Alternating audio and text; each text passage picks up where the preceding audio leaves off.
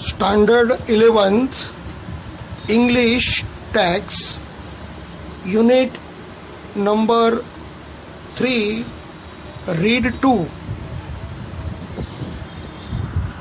Woodman spare that tree. એ કઠિયારા આ વૃક્ષને તું છોડી દે. George pop Morris. એટલે આપણે ગ્લોસરી જોઈશું.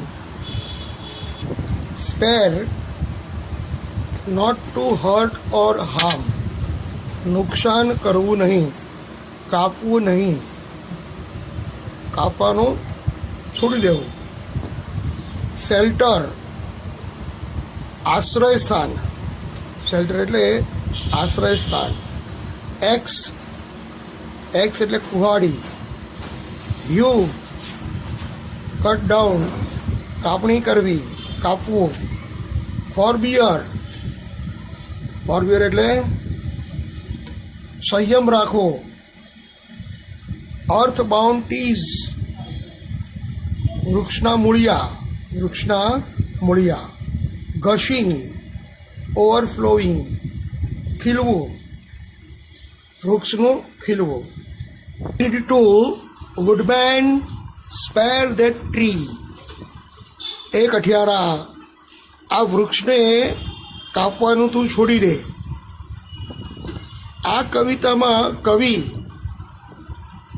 વુડમેન એટલે કે કઠિયારાને રોકે છે કે તું આ વૃક્ષને કાપીશ નહીં. એ પોતે કઠિયારા જોડે સીધો જ સંવાદ કરે છે. એટલે કવિતામાં કવિ અને કઠિયારો, કવિ કઠિયારા જોડે જે વાતચીત કરે છે એમાં વિનંતી પણ છે, હુકમ પણ છે અને આજીજી પણ છે. Woodman spare that tree. Woodman spare that tree. હે કઠિયારા આ વૃક્ષને કાપવાનું તું છોડી દે. Touch not a single bough. એક ડાળીને પણ કાપતો નહીં અથવા સ્પર્શ ન કરીશ. ઇન યુથ, મારા યૌવનકાળમાં, ઇટ શેલ્ટર્ડ મી, તેણે મને આશ્રય આપ્યો. And I will protect it નાઉ, અને હવે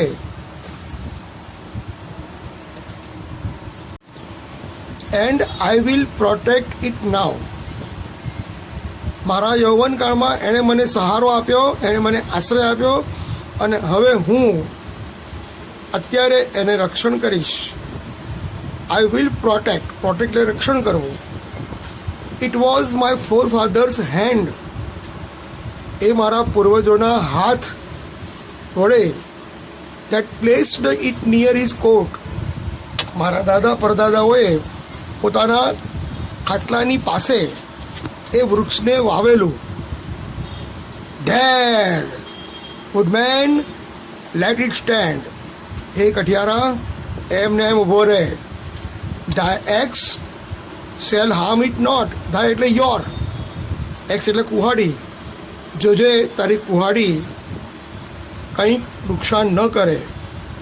that old familiar tree.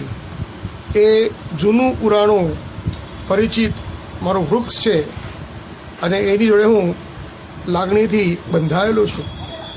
Whose glory, કે જેની ભવ્યતા, વુઝ ગ્લોરી એન્ડ રિનાઉન, જેમની ભવ્યતા અને કીર્તિ, are spread over land and sea, એને સમસ્ત સંસારમાં, સમુદ્ર અને ભૂમિ ચારે બાજુએ એની કીર્તિ અને એની ભવ્યતા પથરાયેલી છે.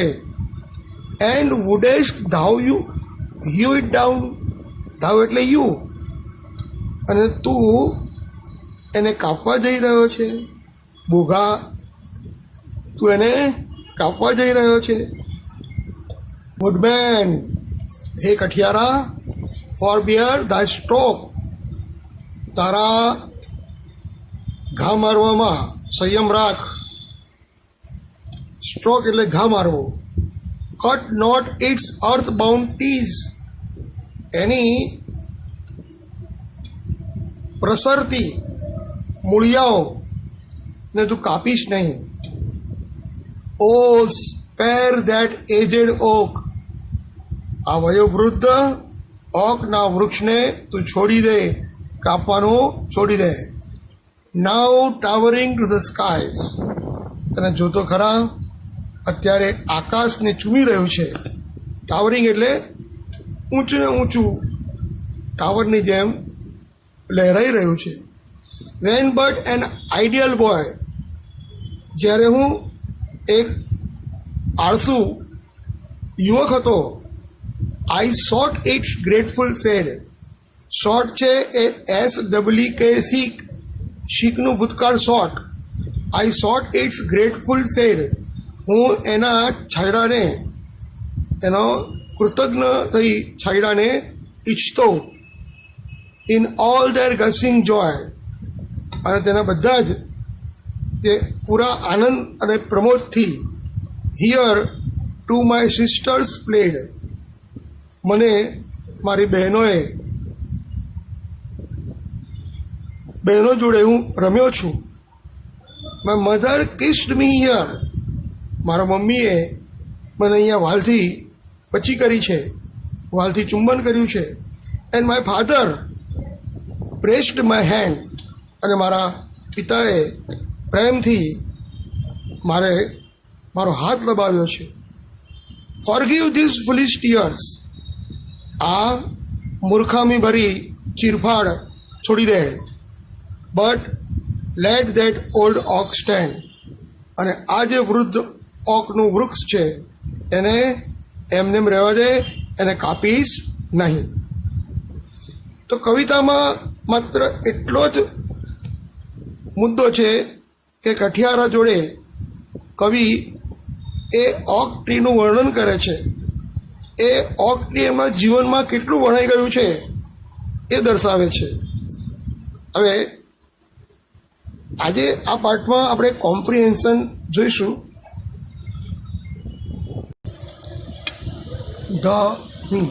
C 2.1 put right or wrong. તમારે વાક્ય ખરું છે કે ખોટું કહેવાનું છે. Number 1, this oak is wider than its height. મિત્રો, ઓકનું જે વૃક્ષ છે જેટલું ઊંચું છે એટલું જ પહોળું છે. વિધાન ફોલ્સ છે, કારણ કે એની ઊંચાઈ અને પહોળાઈ સમાન હોય નહીં. Statement is false. The tree is known only in the poet's village. આ જે વૃક્ષ છે એ કવિના ગામમાં જ પ્રખ્યાત હતું. તો સ્ટેટમેન્ટ ઇઝ ફોલ્સ, કારણ કે તો એની કીર્તિ પૂરા સંસારમાં સમુદ્રની પેલે પાર હતી. This woodcutter did not listen to the poet's appeal. તો આ જે કઠિયારો છે એ કવિની અપીલને માનતો નથી. Statement is true. The root of the oak tree have gone deep into the soil. આ જે ઓકનું વૃક્ષ છે એના મૂળિયા જમીનમાં ઊંડે સુધી ખૂંપાયેલા છે. Yes, the woodcutter was invited to cut the oak tree. આ ઓક ટ્રીને કાપવા માટે કઠિયારાને બોલાવવામાં આવેલો? નો, ફોલ્સ. હવે 2.2 જુઓ. એમાં તમને વાક્યનો ક્રમ આપણે આપવાનો છે. પહેલાં કયું ક્રમમાં પહેલું વાક્ય આવે એ પ્રમાણે તમારે ક્રમ આપવાનો છે. જેમ કે પહેલું વાક્ય, the tree is very high, આ પહેલું આવશે. પછી બીજું આવશે, it was planted by his grandfather, એ એના દાદાએ વાવેલું હતું. પછી ત્રીજું આવશે, it was a very famous tree, it was very famous tree. પછી આવશે, it is well known in surrounding areas, અને છેલ્લું it is well known in surrounding area, એટલે આસપાસમાં એ ખૂબ જ પ્રખ્યાત છે. તો statement is right, means 4 number. And last 5 number, the poet passed his life in the company of that tree. કવિ એ વૃક્ષની જોડે એમનું જીવન વિતાવ્યું હતું. And last one, the poet wished to sit under the shade of big oak. Big oakના વૃક્ષની છાયામાં કવિને બેસવાની ઈચ્છા હતી. Statement number 6. હવે 2.4 લઈએ. What does the poet appeal to the woodman? કવિ કઠિયારાને કઈ અપીલ કરે છે? The poet appeals to the woodman not to cut the tree. Not to cut the tree. Number 2, what does earthbound ties mean? Earthbound ties means the root of the tree. The root of the tree. Describe the tree in brief. એટલે તમને ટૂંકમાં વૃક્ષનું વર્ણન કરવાનું છે. જો અહીં આપણને આપ્યું છે, the tree is old and familiar. The tree is old and familiar, whose glory and renown are spread over land and sea. બીજી વાત કે now towering to the skies. Now towering to the skies. Which feelings of the poet? કવિની કઈ લાગણીઓ for the oak tree, ઓકના વૃક્ષને appeal to you? આપણને કઈ લાગણીથી બરાબર કવિની આપણને ખૂબ જ હૃદયસ્પર્શી લાગે છે?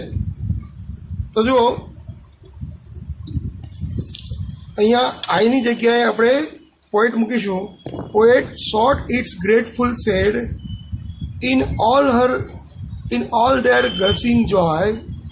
Here too his sisters played, his mother kissed him, there his father pressed his hand.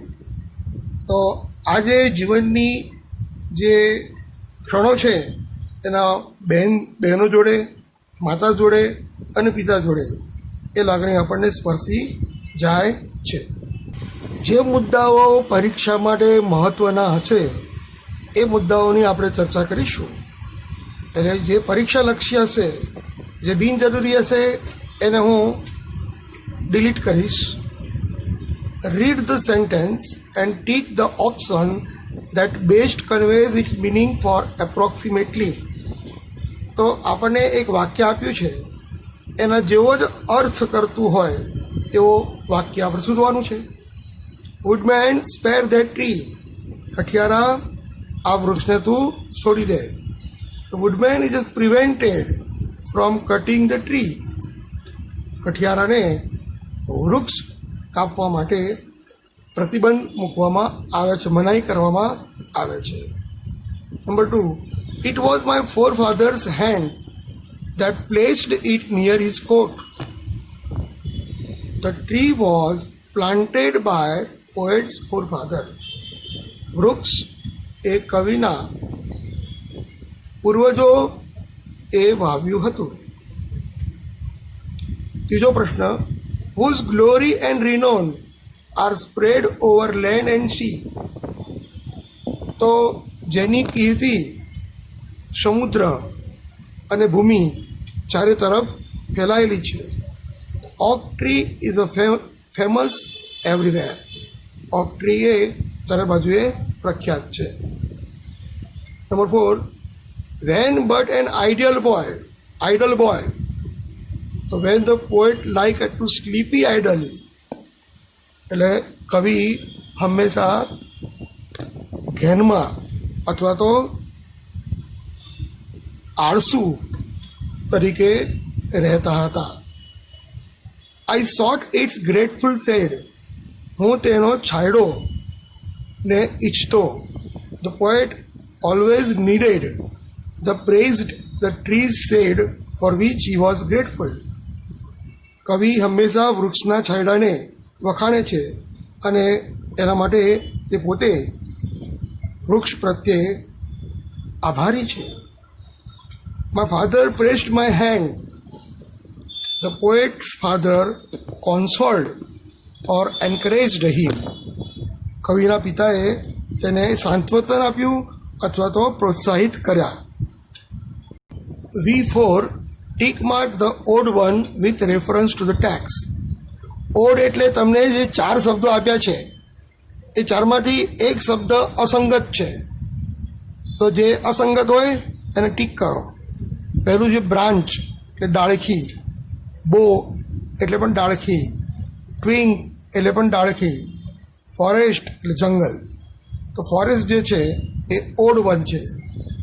Exploit શોષણ કરવું, અપોઝ વિરોધ કરવો, ડિસ્ટ્રોય વિનાશ કરવો, ઓપ્રેસ દમન કરવું. તો એક્સપ્લોઇટ શોષણ કરવું એ ઓડ વન છે. ફેલિંગ એટલે કાપવું, કન્ઝર્વેશન એટલે સાચવણી કરવી, ફોરેસ્ટેશન એટલે વૃક્ષારોપણ કરવું, રિફોરેસ્ટેશન એટલે પુનર્વૃક્ષારોપણ કરવું. તો ફેલિંગ જે છે એ ચારેયમાં અલગ પડે છે. એટલે ફેલિંગ શું છે? Odd one. ફ્રૂટ એટલે ફળ, નટ્સ એટલે સૂકો મેવો, બદામ, કાજુ, હર્બ્સ એટલે વનૌષધિ, અને જામ. તો જામ જે છે મુરબ્બો એ બનાવટ છે, બાકી બધા કુદરતી અવસ્થામાં મળે છે. 5મું બેન એટલે પ્રતિબંધ, રેઝિસ્ટન્સ એટલે અવરોધ, ધ ગવર્મેન્ટ એટલે સરકાર, ધ પોલિસી એટલે નીતિ. તો પોલિસી જે છે એ ઓડ વન છે. ગ્રેવ એટલે દાટવું, લોંગિંગ એટલે ઈચ્છા રાખવી, ડેથ એટલે મૃત્યુ. તો આ 3 છે એ નિર્જીવ છે, જ્યારે મધર એ સજીવ છે. હવે મિત્રો, આ પાઠમાં આપણે એડવર્બ ક્લોઝ ઓફ કોન્ટ્રાસ્ટનો અભ્યાસ કરવાના છીએ. Adverb clause of contrast. Adverb clause of contrast એટલે કે વિરોધ દર્શક ક્રિયા વિશેષણ ઉપવાક્ય. આમાં ટાઈપ 1 એટલે આપણે એક વાક્ય લઈએ કે Mohan is rich, he is not happy. આ વાક્ય છે એમાં સૌથી પહેલાં આપણે બટનો ઉપયોગ કરીશું. બટ, યેટ કે સ્ટીલ.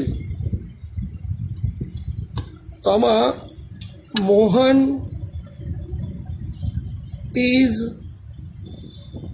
રીચ, બટ અથવા યેટ અથવા still, he is not happy.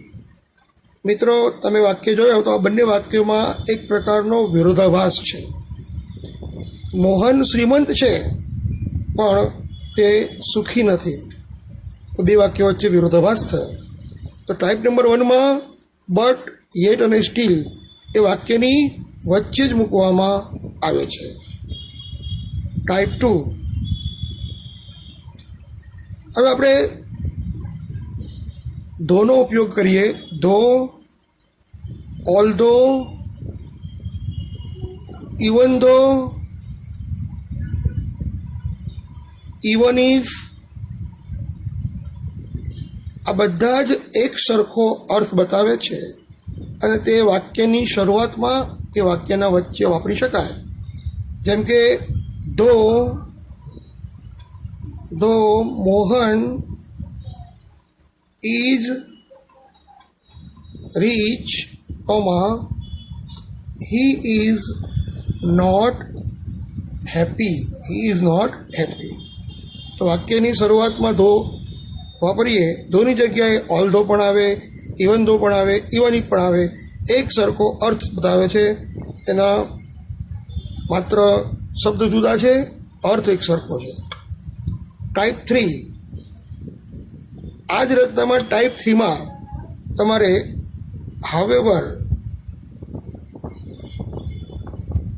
કે એઝનો પ્રયોગ. હાવેવર વાક્યની શરૂઆતમાં આવે અને હાવેવર પછી હંમેશા વિશેષણ કે ક્રિયા વિશેષણ આવે છે. However rich Mohan is, he is not happy. However rich Mohan is, he is not happy. હવે એઝ વાપરીએ તો વિશેષણ પહેલાં આવશે, rich as Mohan is, he is not happy. He is not happy. તો અહીંયા વિશિષ્ટતા યાદ રાખજો કે હાવેવર પછી વિશેષણ આવે છે, જ્યારે વિશેષણ પછી એઝ આવે છે. આ બે વસ્તુ બહુ મહત્ત્વની છે, એ આપણે યાદ રાખવી પડે. આ મુદ્દો 12થની પરીક્ષામાં પૂછાય છે. ટાઈપ 4, ઇન સ્પાઇટ ઓફ કે ડિસ્પાઇટ. તો અહીંયા ઇન્સ્પાઇટ ઓફ અને ડિસ્પાઇટ જે છે એને ફ્રેઝ પ્રિપોઝિશન કહેવાય. એટલે વાક્યમાં આ રીતે વપરાશે કે Mohan is not happy in spite of અથવા despite his being rich. is being rich. તો મિત્રો, but yet still, though, however અને as અને in spite of અને despite. ધારો કે તમને પરીક્ષામાં તમને વાક્યનો પ્રકાર ઓળખવાનું પૂછાય તો એક્સપ્રેસ કોન્ટ્રાસ્ટ આ ગ્રામરનો મુદ્દો થયો. હવે એને લગતું આપણે ટેક્સ્ટબુકમાંથી તૈયાર કરીએ. જો આ વાક્યમાં બે વાક્યો હશે, બંને વાક્યોને કોન્ટ્રાસ્ટ કન્જક્શનથી જોડ્યું હશે.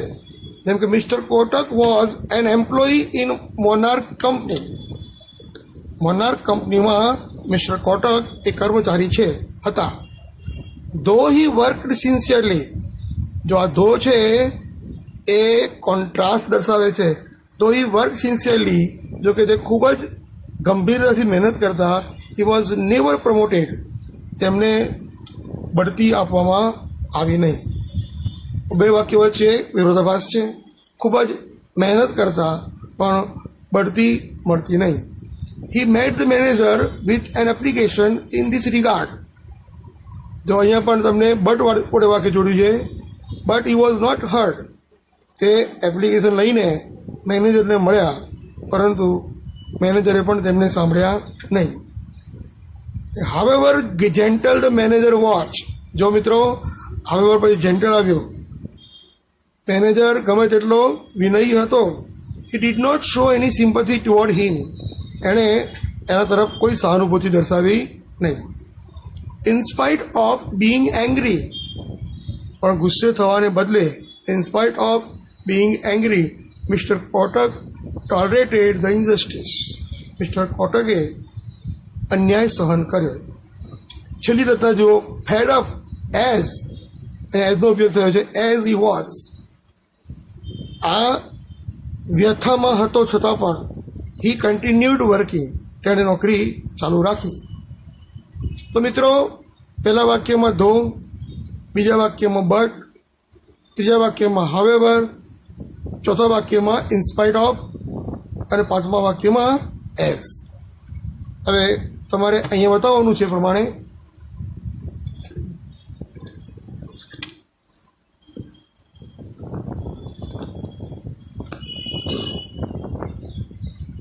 F2 study the table and frame sentences.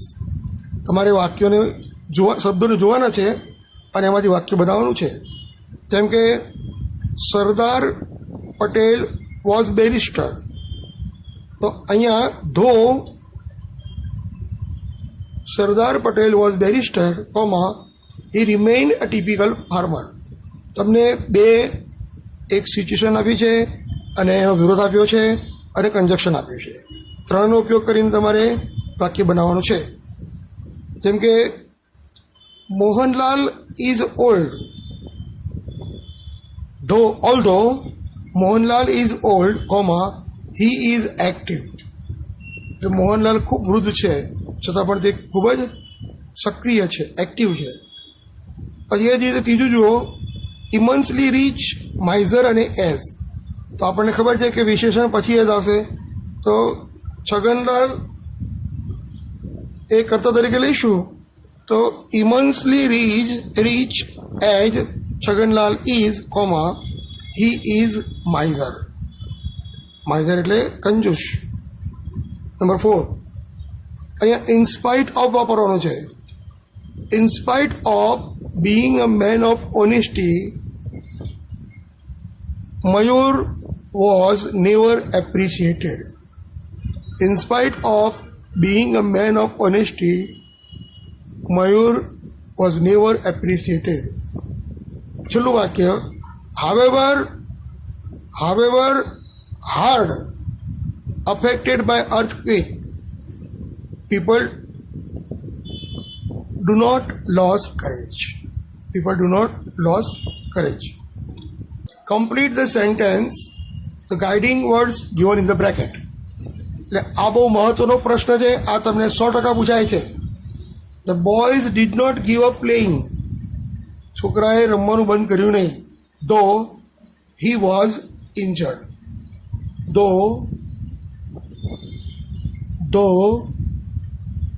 He was very injured.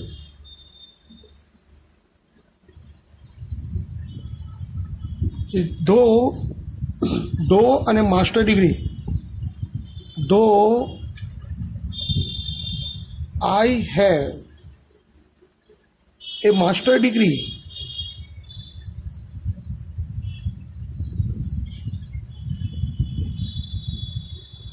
I work four minimum veg.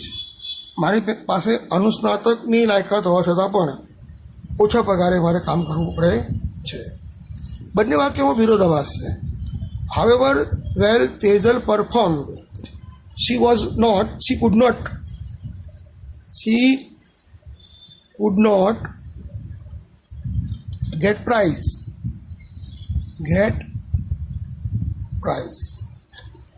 Though the police drove fast, જો કે પોલીસ ખૂબ ઝડપી દોડીને આવી, comma The thief escaped.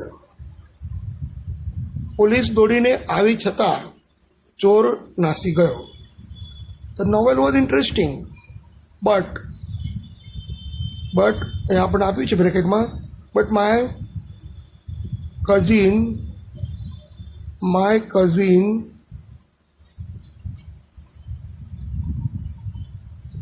did not enjoy. બ્રેકેટમાં આપેલા શબ્દનો ઉપયોગ કરીશું. હવે in spite of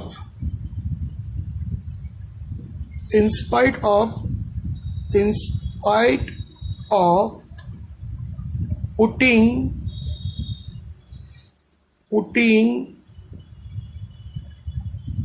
in sincere effort by players, the match was not won. ખેલાડીઓએ પુષ્કળ પ્રયત્ન કર્યો હોવા છતાં મેચ જીતી શકાય નહીં. હવે તમારે F6 પરીક્ષા માટે બહુ અગત્યનું છે. એમાં તમારે કન્જક્શન મૂકવાનું છે. બટ, ધો, એઝ, હાવેવર અને ઇન સ્પાઇટ ઓફ. તો વાક્યની શરૂઆતમાં શું આવશે? Though we know that water is the elixir of life. Elixir એટલે અમૃત. જો કે આપણે જાણીએ છીએ કે પાણી એ જીવનનું અમૃત છે. વી વેસ્ટ ઇટ, છતાં પણ તેને આપણે વેડફીએ છીએ. વી એડમિટ ઇટ, બટ આપણે માનીએ છીએ પણ વી ડુ નોટ ફોલો, આપણે એને અનુસરતા નથી. હાવેવર ઇઝીલી, અહીંયા હાવેવર આવશે. However easily available it is, somewhere there is a shortage of it.